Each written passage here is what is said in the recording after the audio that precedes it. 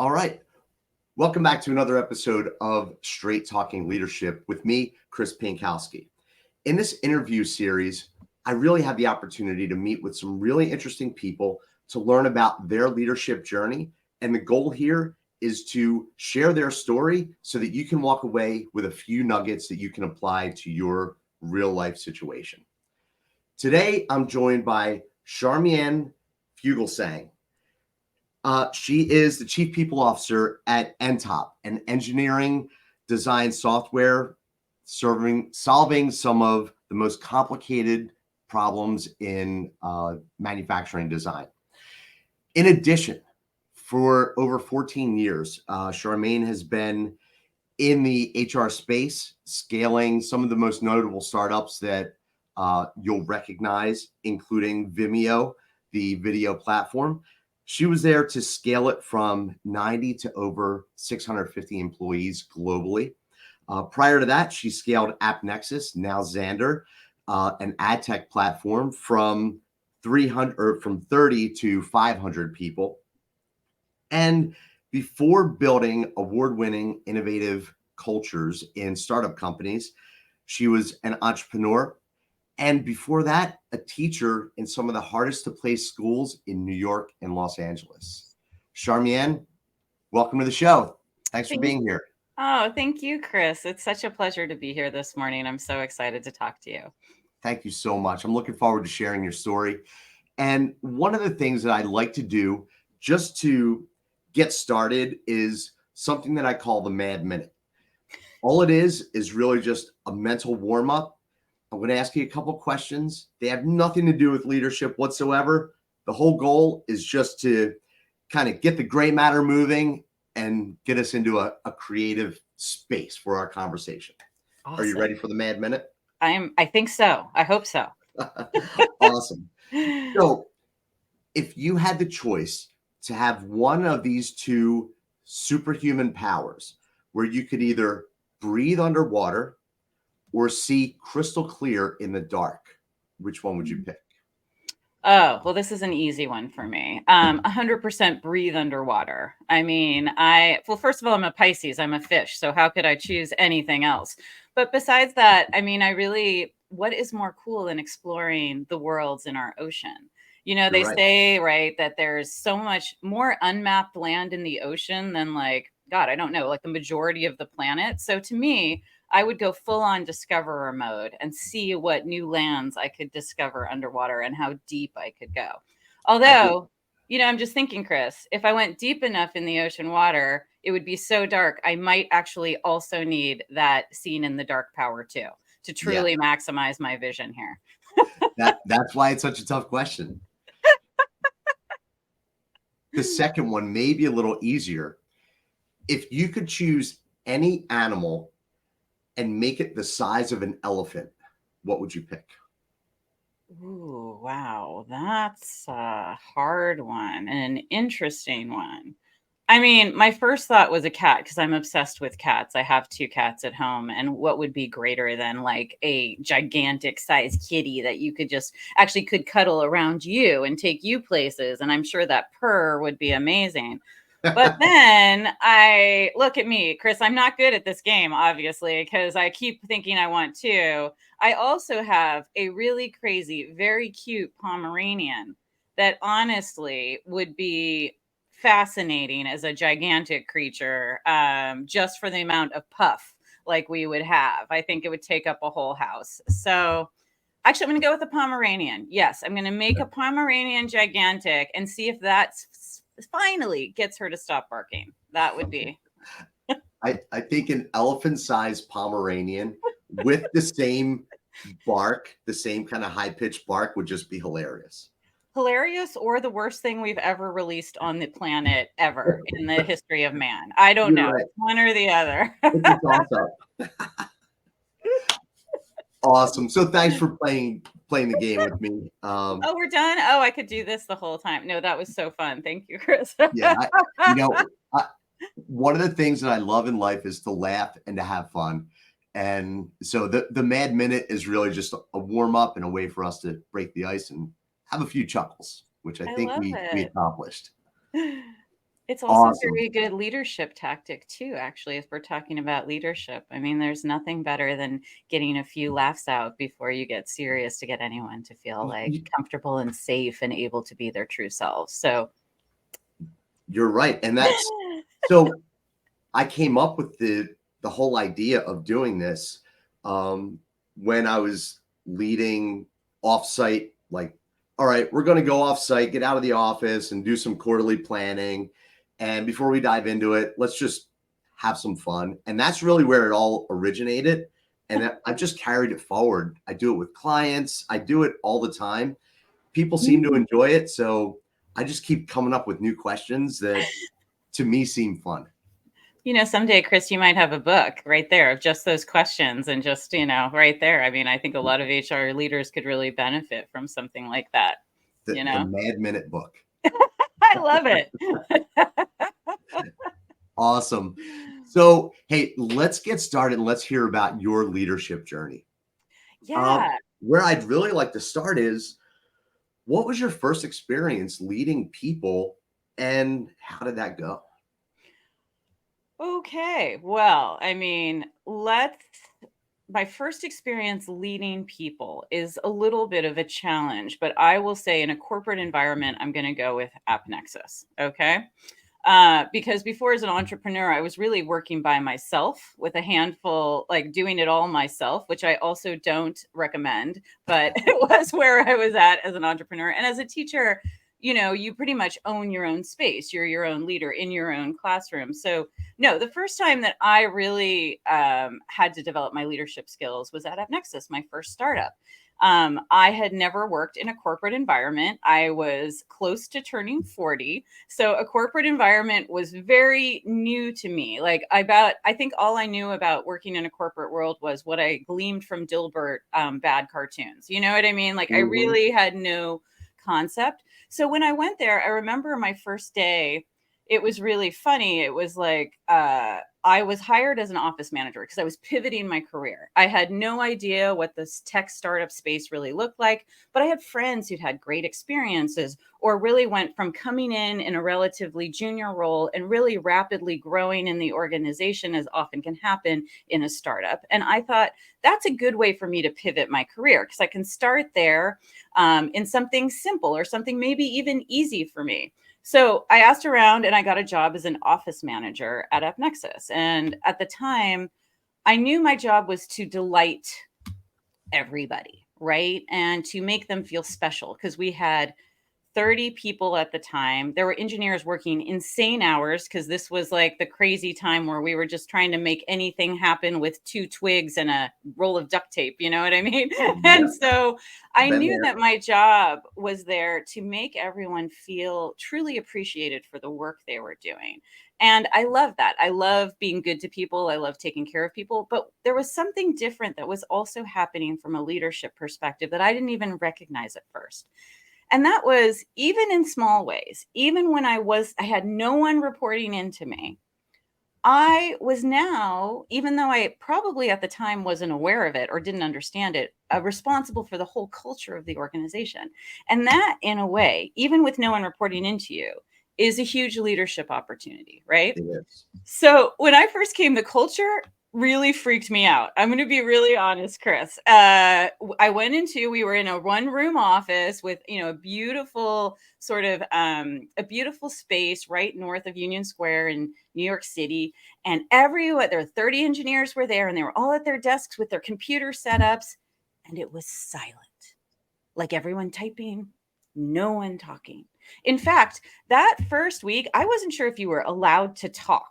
And I also have to tell you, as someone who worked freelance or really worked for myself and was making things, actually tangibly making wedding dresses in one role or actually teaching kids, like I was completely kerfuffled and perplexed by the fact, what are they all doing?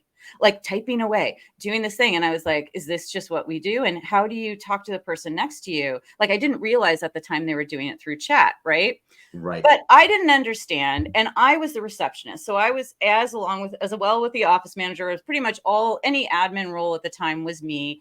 And so my desk sat right at the entrance and I was facing to greet guests, obviously. And so when the employees would come in the morning, Well, it just seemed weird not to greet them in the silent room.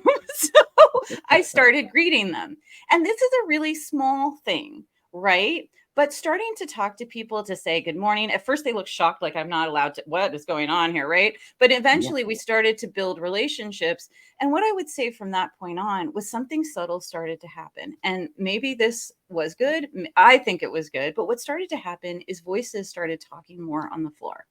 Now, is it all because of me saying hi in the morning? Maybe. Was it me running around the office trying to talk people up to be good to them, to understand them, to figure out what? Maybe. But something fundamentally shifted from being a very cold, not sure what you could do space to seriously a year later. Obviously, we had doubled size of the company, so we also had 50 more people, so that might have changed it too. But it was known as, when you came into AppNexus, it was vibrant, alive, people chatting with each other, people talking to each other. Like, in fact, our biggest search for our second office, which ended up being I think a space even, Chris, you might have visited on 23rd Street. Well, this space was, before we moved to that space, we had to move because we suddenly were such a loud, buoyant culture. We needed to create quiet places for the now minority of engineers who actually needed quiet work, to have quiet space.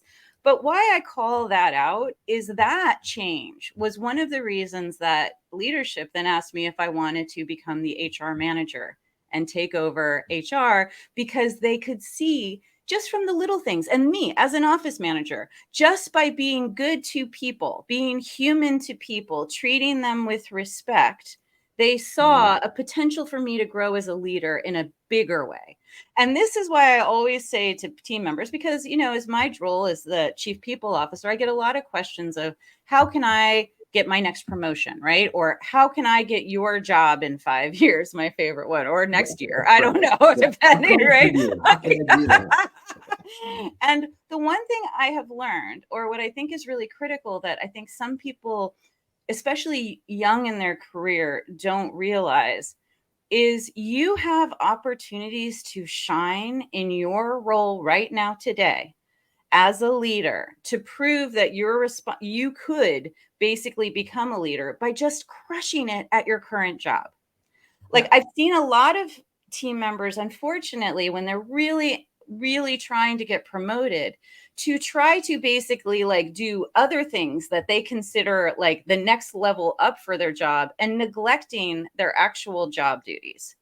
This is the way that you don't get the promotion, actually, right? Right. The way the people that leadership is looking to promote or to give opportunities to are the people where they are crushing at their job so easily, and they're somehow helping on this project, and they're somehow doing this other thing on the side, like, so that we're kind of like, wait a minute, why is this person in this role? They're already doing so much more, we can give them so much more.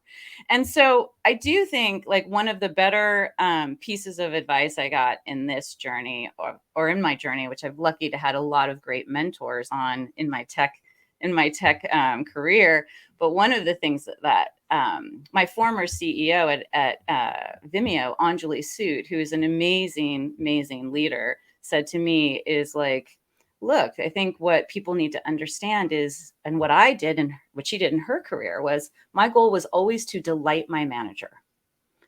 Okay. And to make sure that I am basically crushing at my job, asking, like, seeing things that I could potentially do more of, grabbing them, but basically always being aligned with my manager. Like, how can I make your job easier? It's so funny that you say that, because a lot of times people don't associate an aspiring leader. That's leading up. What you're talking about is leading up. How can I be an asset to you in the role that I'm in now?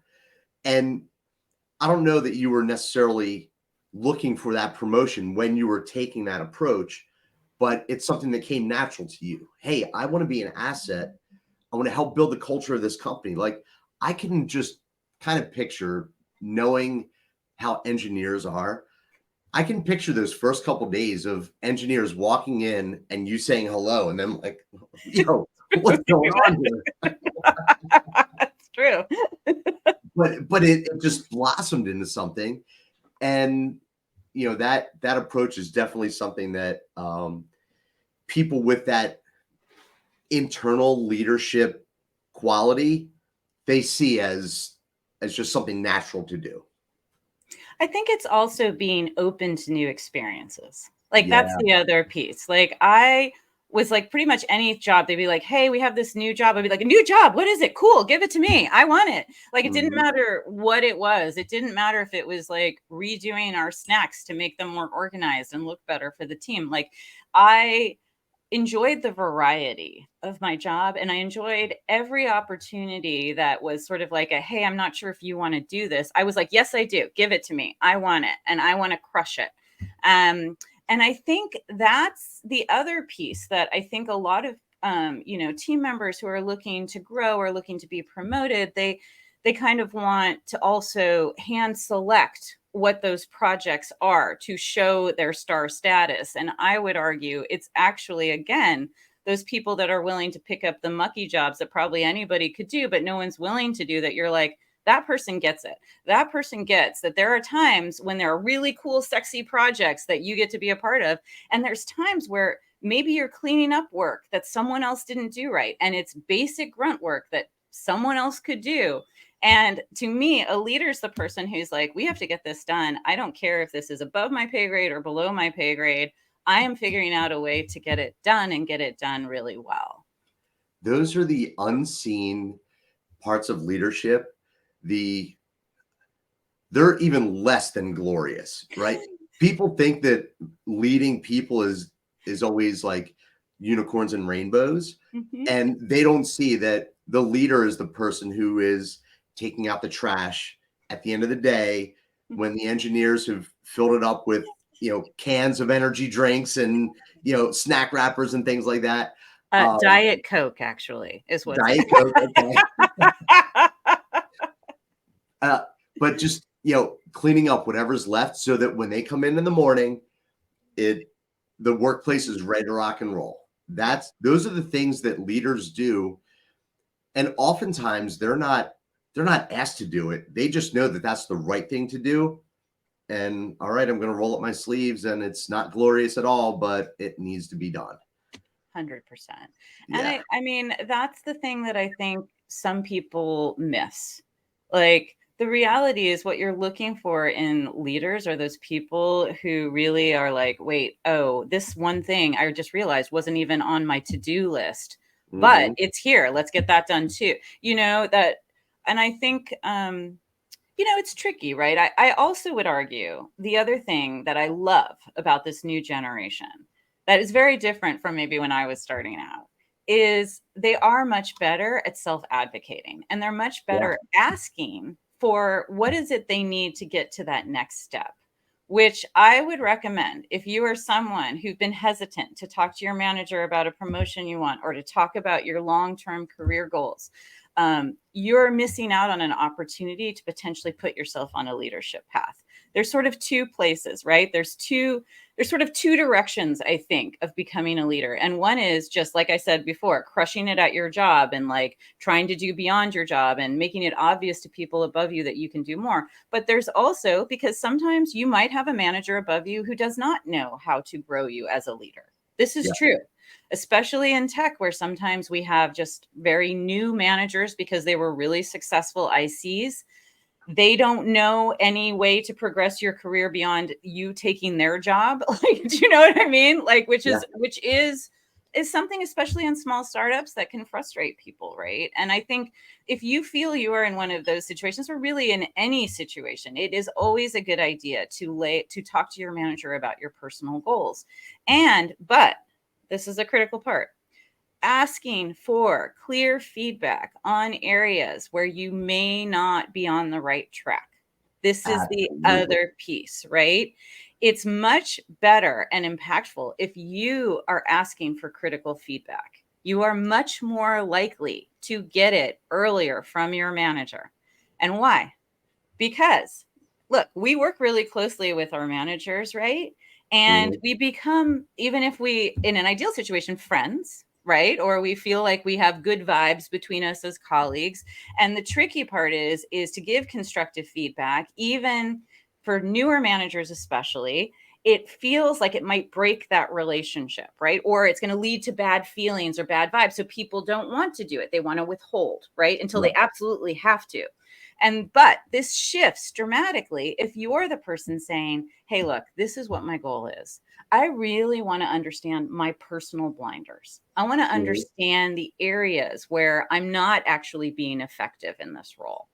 And when you ask it like that, your manager can come back with much more candid, probably really helpful feedback for you because they know that you are coming together in a space to grow, as opposed to a space where you need to be corrected, which I think feels very much more tense and hard for a manager. It so much does. And for me, like, I'm a Gen Xer. I'm a proud Gen Xer. Oh, me too. And yeah, there we go. And for us, it was like we just ran through the wall. We Mhm. figured out this is where we need to go. We're going to scrape our knees along the way. But we weren't necessarily the generation that asked for that. We just kind of, all right, that's what I want. I'm going to figure it out. And we were also maybe a little more patient. Like, we're going to wait for that person to kind of work their way out, and we're going to like work our way up. Mhm. Um, Yeah, we but still now, believed that you could stay at a company for more than 5 years and yeah, or like till retirement once you got that golden job. We were still when we were entering the workforce, that was the world that's where right. you get your career and now you stay there until you get to retirement. Congratulations. Yeah, exactly. Welcome to the rest of your life. Yes, which is why I was depressed at 25 because I was like, wait, this is it? Right.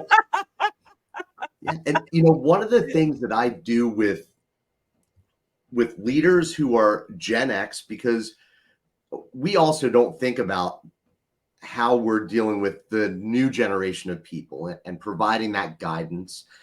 And also for those newer people, Gen Zs or millennials, who want to move forward and doing it in a positive way, I kind of phrase it with this framework of feed Hmm. forward versus feedback. And the Hmm. difference there is feedback is kind of stagnant, and it's a lot of times looking backwards on what did I do that I should have done better, versus feed forward being future facing and dynamic.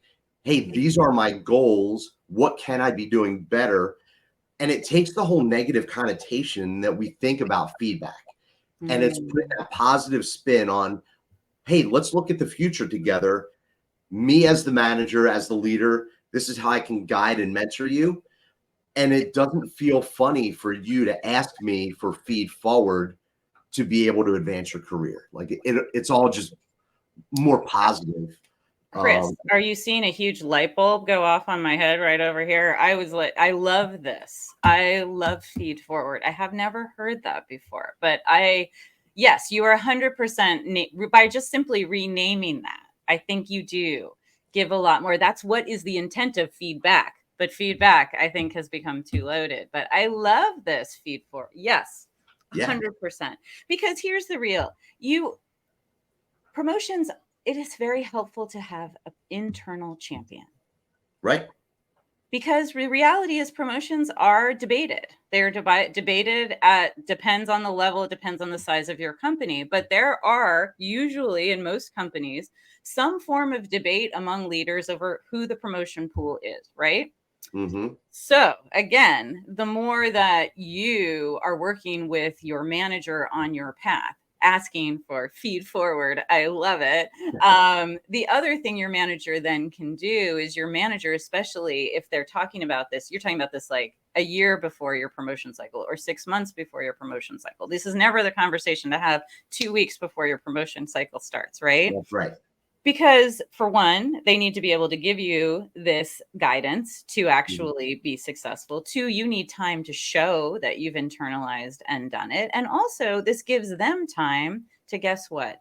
To start to market you. That's right. right? Because the more it's on your manager's radar of like, oh, this person truly is on the path to being a leader, your manager is then like kind of ears open for where those opportunities or where those potential where this person could then find that. Or if something randomly comes up, like you have someone leave and there's a new leadership opportunity, I personally think it's really critical that you first look at your own team, right? Who are Yeah, the people here who we now have an opportunity to grow them and put them into this role? that's Right? right. Before we start looking at the market. And so your manager is more likely then to be behind the scenes, also helping to make these things happen. You're right. And I'm going to bring the conversation kind of back almost full circle. And Oh, I it love it. also comes with who are the people that are cultural fits within the organization who are demonstrating that they're that rising star kind of potential. They get what we're about. They embrace our values. We're aligned. And those are the things that, in my experience, managers are looking for to be able to promote somebody and Mhm. plant seeds amongst the other stakeholders to say, this is why this person deserves Mhm. to be developed, to be grown, to be given opportunities. Yes. So that 100%. culture piece is so important. I love it. I love it. Yeah, and it's true.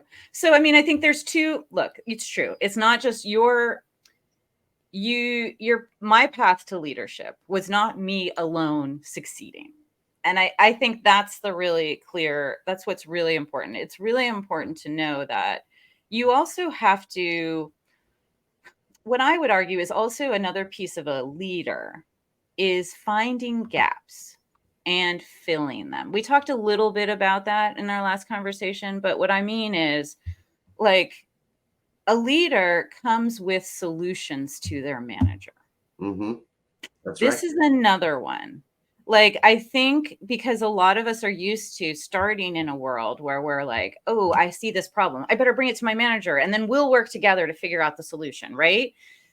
Yes. And in a lot of cases, that is the great. But when we're talking about what makes you stand out as a leader, if you're among a team, is that you're the person coming with the problem to your manager. But guess what? You also have looked at the problem. You've also thought about the implications. And maybe you have one or two or even three possible solutions that you're bringing to that person.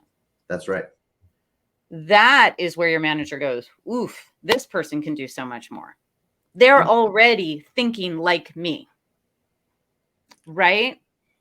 That is so true. And that's one of the things that I talk to aspiring leaders about is you never drop a problem on someone's lap. You always come with a problem and at least your way of how you would go about it. You're going to seek feedback, right? You're going to ask, hey, this is how I would approach it. And you make it nuances from your manager that says, you know what, we've got some strategic things going on. If we can tweak here, tweak there, but 90% of your solution is what's going to be put into place. You never just drop it on someone's lap. And that definitely sets apart those who are destined to become leaders versus the people that honestly, as leaders, when you see someone coming down the hallway who always brings you problems and no solutions, you're like, I want to put my invisibility cloak on and hopefully this person doesn't see me right now. That's true. That Yeah, is 100% true. And that person likely will be moved out of the organization eventually. right.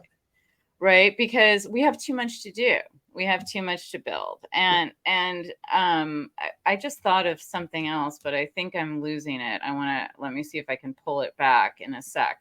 Oh, the other thing I wanted to say as we're on this topic that I think will kind of finish it out is I want one note for my female candidates out there or underrepresented groups. You also need to fight sometimes to say, yes, I'm ready for this opportunity, even when you feel you're not. Yes. And this is the one thing that I really have learned. And I've also unfortunately I've actually seen really talented women team members in particular who are actually given opportunities that they say no to because they don't feel they're ready. Okay. And what I would say is this is really important because I feel like I've done a lot of work or I've seen over and over again how much imposter syndrome is real and how much, at least for underrepresented groups, for women in tech in particular, we wait for like a credential or for someone to, we feel like we need to go back to school when we're given an opportunity, say no to it. We don't know enough yet. And I would argue if you are scared about a big opportunity coming to you, that is actually your body saying, yes, this is where I'm going to grow. I have Absolutely. never started a new position, even internally in an organization, where I was confident day one when I took that over that I could do that job. In fact, I usually was like, they are crazy to give me all this responsibility. How am I going to do it? And I'm a little bit afraid that I just talked myself into something that's way over my head. That is actually, if you are a leader, that is the direction to lean into, is that Yeah. uncomfortable. Well, whatever. There's a word there. Yeah. Discomfort is that one. But yes, that's where, like, even recently I was speaking to a lovely woman who had been leading the whole HR function and recruiting function for her organization as a director, a senior director. When she left that job, she, in my opinion, could have very easily applied for VP positions because she had the experience. She'd run the whole org before. You know what I mean? Even as a senior director, your next step up, if you're a hungry person, is to go for those VPs. Instead, she went for a role under another VP to Oh, learn how to get that role. okay. And now she's unhappy. It's because Right. that she's also realizing, wait, actually, I know more than this person that I put under, but I didn't trust myself to take that risk, to really put myself out there and say, put that I deserve this new title. Yes. And even in my own career, there have been times where I stepped back from responsibility because I thought I would be happier or I thought I really was in over my head. And anytime that I chose to do that, I chose not to lean into the challenge. I regretted it in weeks. That's such a great point. And nothing worth doing in life comes easy, number one. And I always tell people that when you get those butterflies in the stomach and you're questioning, that's like that's the life in you that that fear is what's keeping you alive and keeping you energized for that. A lot of times that fear drives us to not fail. And it's like, Mm. all right, I'm here now. Like that's the deep end and I've got no way back. So, all right, let's suck it up and jump in. Um, Yep. and we surprise ourselves. I think that human beings are just these incredible organisms that when we're faced with danger and we're faced with that unknown, we can accomplish so many things. So you just have to embrace that discomfort and say, okay, it's going to be temporary. But if I wasn't feeling uncomfortable right now, am I really challenging myself? And if you want to grow and if you want to be a leader, it's always about challenge and it's always about learning new things and trying new things. So yeah, if you're not feeling the butterflies, then you should be questioning, am I doing the right thing? Yeah, am I pushing myself enough? I mean, I'll tell you, Chris, like I still get butterflies before every interview like this. I got them today. Like I think you're right. It's like the butterflies are a sign of you're actually going in the right direction. Yes. Because growth is scary. Growth can be like doing new things is scary, or whatever those demons in your head of the whatever that voice is, the you can't, you don't deserve this, you're not ready yet, you need more education, whatever this, you need more experience, whatever this is in your head. I would really watch, because one of the other things I say to most to team members that I work with is, look, I know you're a kind person. And I know that voice in your head is crueler to you than you would ever be to any other human on the planet. Yeah. And Yes. so when that voice is talking to you like that, what I would argue is start to imagine that as someone, not you, someone else, And then if try to like imagine the best version of you giving yourself that same feedback, how you would if it was another person. And I bet you will start talking to yourself and identifying that this voice is not you. This Right. voice is old stuff from your childhood or your fears, or it's not the new now. And you are much more critical of yourself than others would be of you. So to be gentle with yourself and to trust that you are ready when the universe gives you opportunities. I agree with that so much. One of the things that I talk about is, you remember the cartoons where there's an angel on one shoulder, devil on the other shoulder, and they're telling you what to do.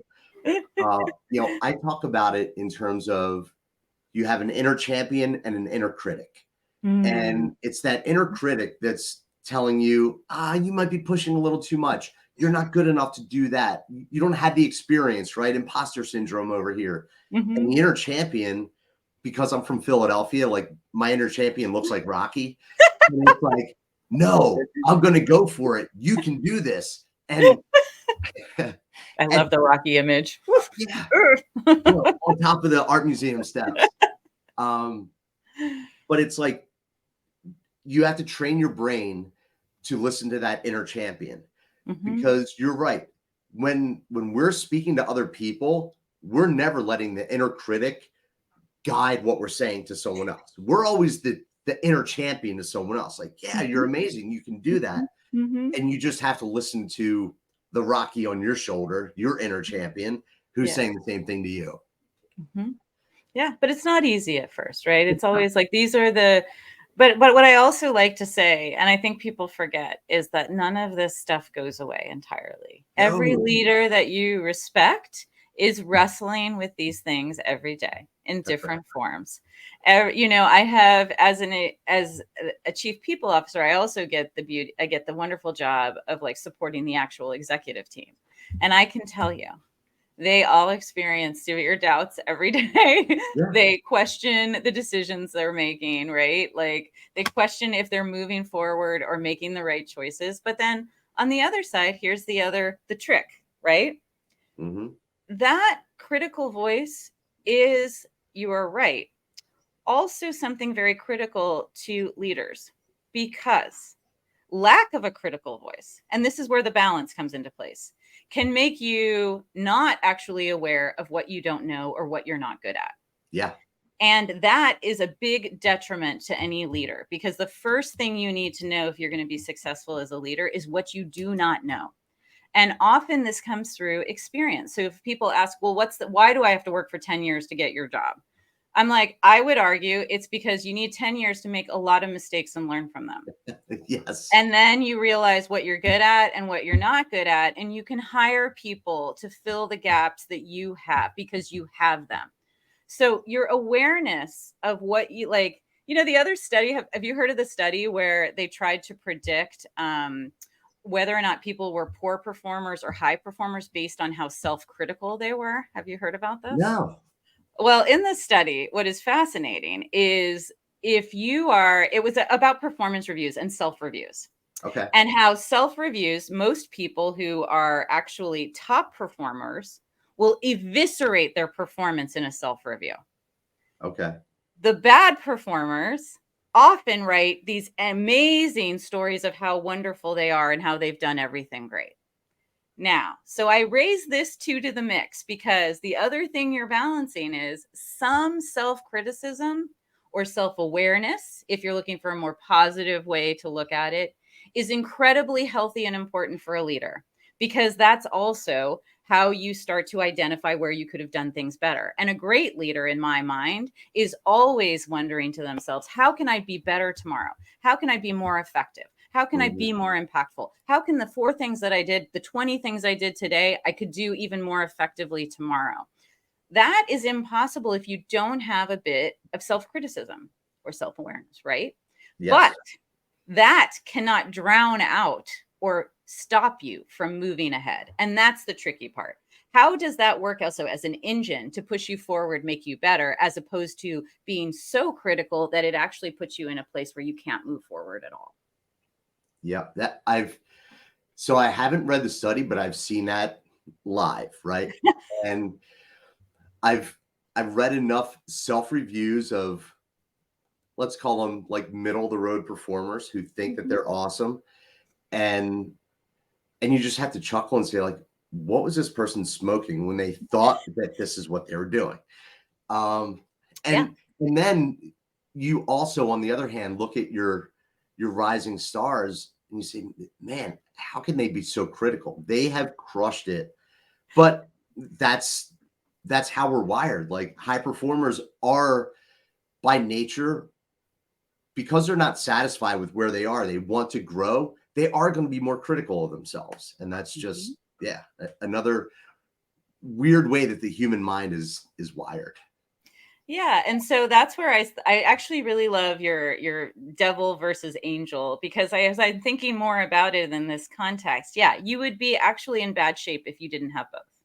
Yeah. The trick is that balance, finding that balance and making sure that those voices that are in your head propelling you, assessing you, giving your view into how you did that day, how are you making sure that they're balanced is the question. How That's are right. you getting out of your head? And that's where these, like, is your manager someone who can help you actually confirm what you are learning from yourself, that is right? And you Mhm. ask that feed forward, like, I've got this concern in my head, I'm tripping out that, like, I really did X wrong. That's a great conversation with your manager. Yes, absolutely. And yeah, we have to keep in mind that Rocky didn't win every fight. That's right.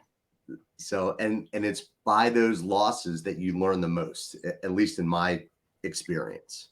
Yeah, I wish it weren't that way, honestly, Chris. Like, I feel like when I go through, reflect upon my career, a lot of the big places where I feel like I really messed up come up in my head. Yet also, I'm so grateful looking back on those, because those are when I realized I had a real gap. And those are also when I realized I needed to learn something, or I needed to pivot the way I was thinking about things to be better. I often wonder if there's a way to learn that way, and it not to feel painful, or not to have moments of absolute like when you realize that, like, I've had those nights where I realized at 10 p.m. or 1 a.m. that I'd done something wrong at work and wasn't able to sleep the whole rest of the night because I was freaking out about what I was going to do the next day. And no one loves to be in those situations. No. And yet, when you look back, you're like, oh, but wait, that's actually what prepped me for this other experience that That's I right. wouldn't have been ready for if I hadn't had it. I wish as a teacher I could figure out a way to teach that where it didn't have to feel so painful. But, I think sometimes, I think it's that what feels good, though, or what is incredible about those experiences is when you failed and you showed up at work that next day and you were a ball of anxiety and worry and concern. And your leader took you aside and said, hey, listen, it's cool. We're going to Right. fix it. And you're okay. And you did everything right. And you're actually worrying about this way too much. Yes. And that's where the relationship with your manager and your leader and your relationship in leading others becomes so important. And it's not transactional. That's one thing that I always like to emphasize with leaders, that this is not transactional. The relationship has to be multidimensional. You've got to care for the people that you're leading so that they can grow. You've got to tell them that scraped knee isn't as bad as you think it is, and let's kind of lock arms and move forward. It's leadership is so many colors of the rainbow. It's not black or white. It's not just gray. It's so much. So with that in mind, let me ask you, what is your leadership philosophy? Ooh, wow. That's a tough. Well, okay. Huh. I mean, leadership philosophy. Well, I would say, I feel like we've kind of talked about my leadership philosophy in a lot of ways in the over this last 20 minutes, because Mhm. my leadership philosophy really is, well, me as a leader, how to become a leader. We've been talking about me as a leader. I will focus on. Sorry, I went a little. Um, to me, one of the biggest things I would say is being humble is really big about being a leader.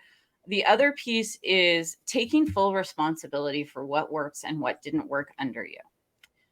This is, I would argue, one of the hardest things for new leaders. New Mhm. leaders, I think, like to say, oh gosh, well, I don't know what so-and-so on my team did, but yeah, it's a hot mess. Like, and that should have never happened. That would never happen on my team. On my team, if someone made a big mistake and I'm telling this to the CEO, my boss, or I'm telling it to other execs, I am like, I made a mistake. My team, we did this. It is always we, me. It's like, I am never saying my manager did X, blah, blah, blah. No, Right. my team messed up. And here's what happened. And here's what I'm going to do to fix it. Right. I think this is the other big thing about leaders is, again, it kind of goes back to what I said. If you want to grow into a leader, even when you are taking responsibility for something that went wrong, in those conversations, I would hope that I am also providing solutions of how we're going to manage that problem that we just created, right? And I think a leader does that. A leader does not blame. A leader does not throw other people under the bus. A leader, it creates a safe space for people on their team to fail. And they also take responsibility for those failures on their team, because ultimately it is the leader's fault. And I always, when something goes wrong on my team, the first questions I asked myself was like, did I actually teach this person my expectations?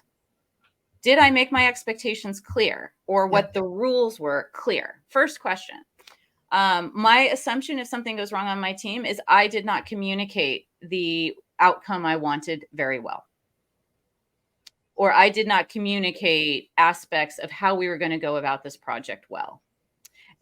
Or I did not give them time to really create a plan and review it with me before they went into action, which I also take as my responsibility. Yep. I think weak leaders, weak people managers who are not leaders. There is a difference. There Yes. is a difference, right? 100%. They are ones who will always either blame other teams for what happened to their team, right? Or they blame the individual, they blame the project, they blame there's always blame, or there are excuses, or there is, even the worst, I think, is when it's just opaque, when there's actually nothing said, or they're just silent, or they withdraw and you have no idea what's going on. This is not leading. This is actually not even managing. This is actually creating a toxic work environment for your people, and they will leave and quit you. I also do this. Look, in HR, we deal with a lot of tense, sometimes really emotionally charged situations. As an HR team, sometimes we are perceived as being responsible for decisions on other teams that, maybe individuals are angry about, like maybe they didn't get a promotion, or maybe like we had promised to do something and for whatever reason our team didn't execute on it and it negatively impacted a person. Sometimes we are blamed for things that are totally not our fault also.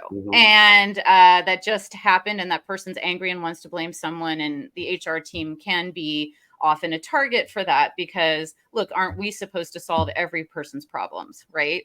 So in those cases that seem very unfair, especially to a people partner trying to work with, with a vertical, I also will often coach them to just take responsibility for what went wrong, even when they were not responsible.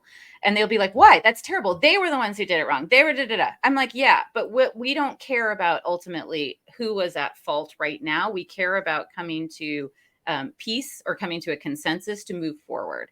And here's the thing: when you decide to take ownership or responsibility for a problem, between two people, like you're one of them, and you say, even if you think the other person was ultimately responsible, if you say, listen, I am so sorry that we are here. I take full responsibility for not communicating well with you, that we have gotten to this place. Even if you're not, quote unquote, fully responsible, that other person now has just been disarmed. That other person now can lean in and actually come to a solution with you. They can turn off their anger, whatever, that the emotion in their head now, because you've just said, you know what, I understand. I take responsibility. I am ready to fix this. Help me understand how we can fix this together. I love that. And what I really love most about how you just describe your philosophy on leadership is that when you take that ownership of whatever the problem is, what you're really doing every time you do that is solidifying the trust that others, either individually or as a team, have in you. And trust is a foundation of relationships. And like we talked about earlier, relationships are really what drives your ability to lead people. Mhm. That is awesome. Thank you so much for sharing with us today. I really hope that the people that watch this video take away some nuggets, because there were definitely more than a few. And any parting words before we wrap it up today, Charmien?